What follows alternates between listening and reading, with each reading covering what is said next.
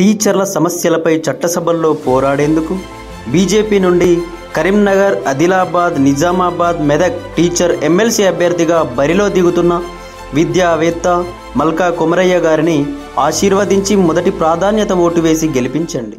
చెప్పండి, teacher selections వస్తూ ఉన్నాయి, ఎమ్మెల్సీ సెలక్షన్స్, ఎవరికి ఓటేసి గెలిపించుకుందాం అనుకుంటున్నాం? ఇప్పుడు ఉన్నటువంటి వారిలో మంచి జాతీయ భావన ఉన్నటువంటి వ్యక్తి మల్కా కొమరయ్య గారు కనిపిస్తున్నారు. కాబట్టి వారే గెలిచే అవకాశాలు ఉన్నాయి. మేము వారికే మద్దతు పలుకుతున్నాం. ఇట్లా ఇప్పుడు పిఆర్టీ నుంచి కూడా మహేందర్ రెడ్డి గారు కూడా ఉన్నారు. మరి ఆయన కూడా ముందంజలో ఉన్నారని ప్రచారం నడుస్తూ ఉంది. మరి మల్కా కొమరయ్య గారు నిజంగా గెలుస్తారు అనిపిస్తుందా? తప్పకుండా గెలుస్తాడండి. ఇంతకుముందు గతంలో జరిగినటువంటి ఎమ్మెల్సీ ఎన్నికల్లో గెలుపొందినటువంటి వాళ్ళందరూ కూడా వారి వ్యక్తిగత అవసరాల కోసం వారు గెలిచారు. తర్వాత వారు చేసినటువంటి పని ఏది కూడా లేదు ఇప్పటి వరకు చూస్తే. కాబట్టి ఇప్పుడు ఉన్నటువంటి టీచర్లలో కూడా చాలా ఎమ్మెల్సీ ఎలక్షన్లు అంటేనే వారి మీద ఎంతో విరక్తి కలుగుతుంది వారికి. ఎందుకంటే ఏ ఎమ్మెల్సీ కూడా ఎవరు ఏమి చేయలేదు. కాకపోతే ఈ బీజేపీ ఒక ప్రత్యేకమైనటువంటి భారతీయ సాంప్రదాయ ప్రకారం ఉన్నటువంటి వారు కాబట్టి, అటువంటి భావాలతో వస్తున్నారు కాబట్టి వీరికి ఓటేస్తే వీరు ఏదైనా మనకు చేస్తారనేటటువంటి ఒక నమ్మకం ఉంది. మీ సమస్యల పట్ల శాసన మండలిలో గలం విప్పుతారని అనిపిస్తుందా?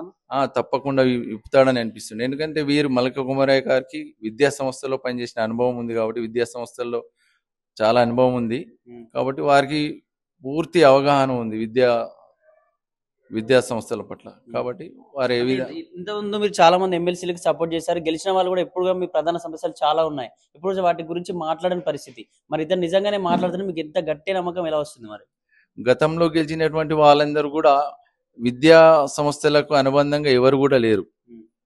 కార్పొరేట్ నుంచి వచ్చినటువంటి వాళ్ళే ఉన్నారు. అందరు కూడా టీచర్స్ గా ఉండి రిజైన్ చేసి వారు వేరే వివిధ సంస్థలలో వ్యాపార సంస్థలు చేస్తూ, వ్యాపార సంస్థల్లో ఉంటూ నడిపిస్తూ వారు వచ్చిన వాళ్ళు ఉన్నారు. కానీ కేవలం విద్యా సంస్థల నుండి వచ్చిన వారు వీరు ఉన్నారు కాబట్టి వీరికి పూర్తి అవగాహన ఉంది. కాబట్టి వీరు ఈజీగా చాలా సులువుగా ఈ సమస్యలను అర్థం చేసుకొని ఉపాధ్యాయుల సమస్యల పట్ల వారు ఖచ్చితంగా వారి గలం ఇప్పుతారని మేము అనుకుంటున్నాం. మీ తోటి ఉపాధ్యాయులకు ఏం చెప్పాలనుకుంటున్నారు? ఇప్పటి వరకు జరిగినటువంటి ఎమ్మెల్సీ ఎన్నికలలో జరిగిన అభ్యర్థులు ఎవరు వచ్చారు వారిని పరిశీలించండి. ఇప్పుడున్నటువంటి అభ్యర్థి గమనించి మీరు ఓటు వేయండి అని కోరుతున్నాను.